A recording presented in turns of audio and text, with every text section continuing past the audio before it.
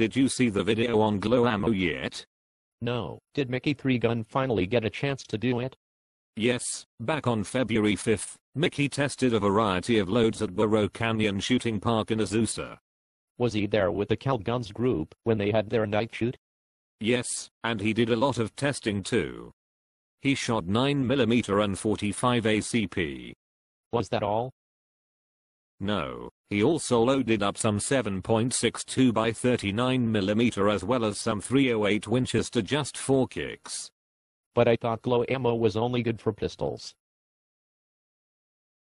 Well, you know Mickey, if he is going to test something, he is going to experiment a bit too.